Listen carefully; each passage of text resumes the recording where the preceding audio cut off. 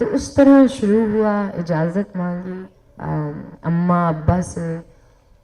अब्बा और अम्मा ने हमेशा एक ही चीज़ कही, और उस वक्त भी ये कहा था, अब्बा ने कहा था कि there is a consequence to everything in life, there is a price we pay. So long as you know that it's your life, जो करना है करो, मगर याद रखो कि जो भी चॉइस तुम करोगी उसकी एक कॉस्ट है, कॉन्सिक्वेंस है। इस तरह शुरू हुआ, और फिर शुएब साहब की कॉल आई, और फिर अस्सलाम वालेकुम। बहुत ज़्यादा नर्वस हूँ मैं इस वक्त आपके सामने बैठ। नहीं, मुझसे मत डरे, मैं इधर मुँह करके पूछ रहा हूँ। एक और अच्छा घराना, पढ़े लिखे लोग, बहुत अच्छी माँ, बहुत अच्छे बाप, पहली दफ़ा मेरी अम्मा मुझे, मामू बहुत अच्छे। इजाज़त कैसे मिल गई अदाकारी की? इजाज़त इस तरह मिली। खैर, मैं आपको इजाज़त से पहले की कहानी सुनाती हूँ। जब छोटी थी तो हमारे यहाँ वैसे मूवीज़ नहीं इस तरह देखी जाती थी, फिल्में नहीं देखी जाती थी, लेकिन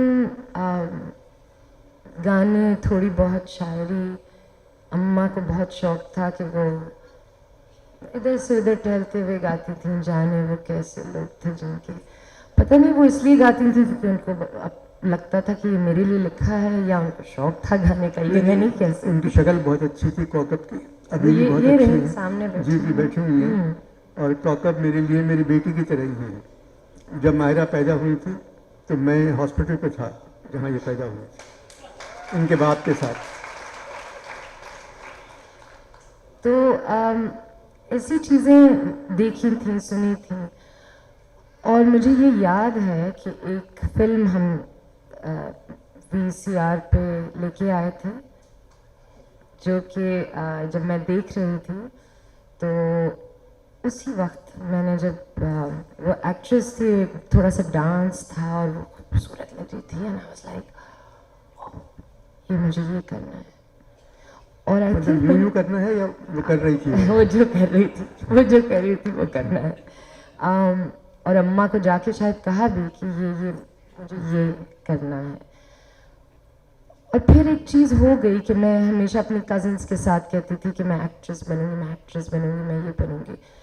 फिर थोड़ी सी एक पुशबैक भी था, क्योंकि नानी को ये बात कुछ जमी नहीं, अच्छी नहीं लगी। उनका ये कहना था कि इतनी अच्छी पढ़ने लिखने में है तो क्यों जाना है इसको इस फील्ड में। तो मैंने कहा ठीक है। खैर वो बात चली गई, मैं बाहर पढ़ने भी चली गई।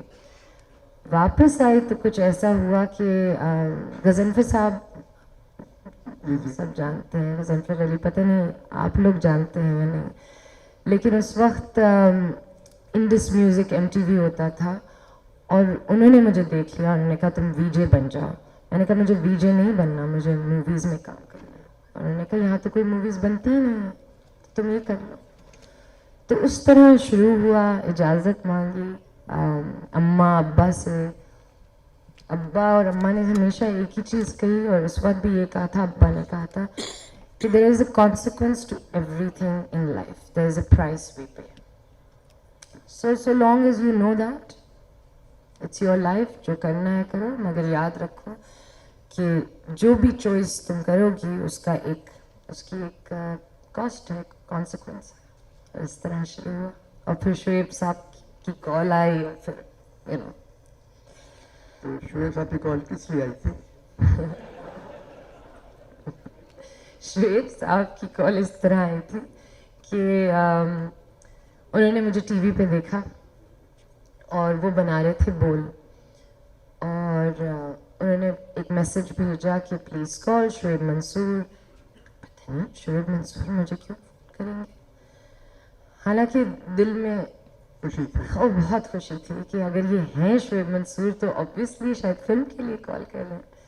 खैर उनसे बात हुई, उन्होंने कहा कि मैं एक फ़िल्म बना रहा हूँ, मैंने आपको टीवी पे देखा है, मुझे लगता है कि आप उसमें जचेंगी, एक रोल है। मैंने कहा अच्छा।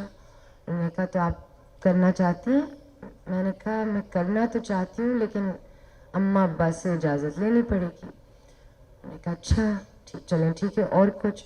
मैंने कहा शोएब साहब अभी अभी मेरा एक बेबी हुआ है।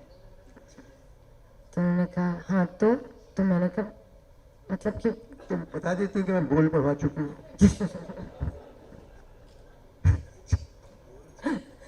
तो उन्होंने कहा तो उन्होंने कहा कि तो क्या हुआ, बेबी हो चुका है।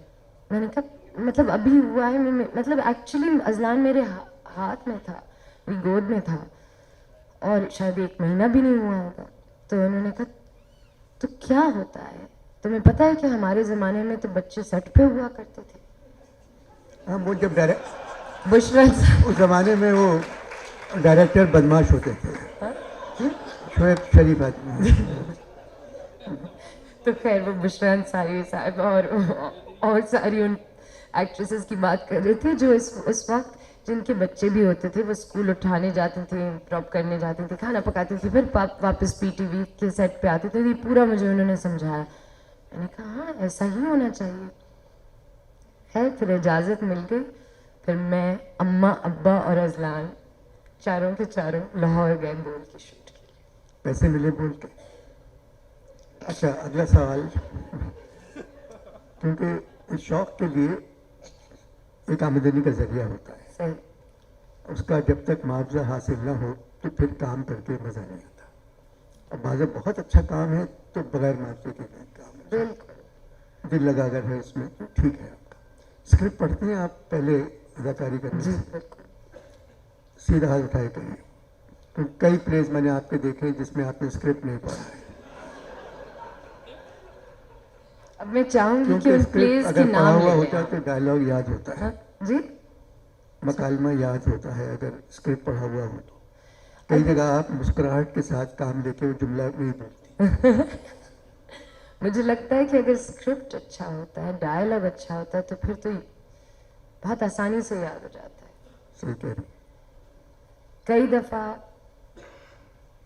कई दफ़ा बड़े बड़े जुमले होते हैं, बड़े बड़े पैराग्राफ्स होते हैं और आप मना कर दिया करो कि इतने बड़ी बुरी बात है इतना लिखना।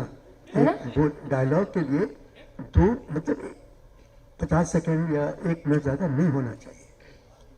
3-3 पेज की तकरीर होती है आजकल के स्क्रिप्ट में। 3 पेजेस तो कुछ भी नहीं है माम, मतलब ऐसा होता है कि और वही चीज़ रिपीट हो जा रही है, वही- रिपीट हो जा रही है, रिपीट हो जा रही है।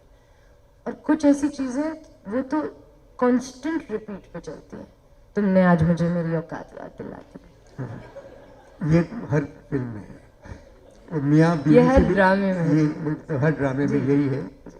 ये जुमला खानसामा से मालिकन कहती है, आज मैं तुम्हें मेरी औकात याद दिलाऊं। बिल्कुल। मियाँ बीवी से कहते हैं, मैं आज तुम्हें मेरी औकात याद। बेटी बाप से कहती है, अब्बा मैं आपको आज आपकी औकात याद दिलाऊं। ये जुमला, और हर एक के दोनों के हाथ में सेल फोन। मैं आपसे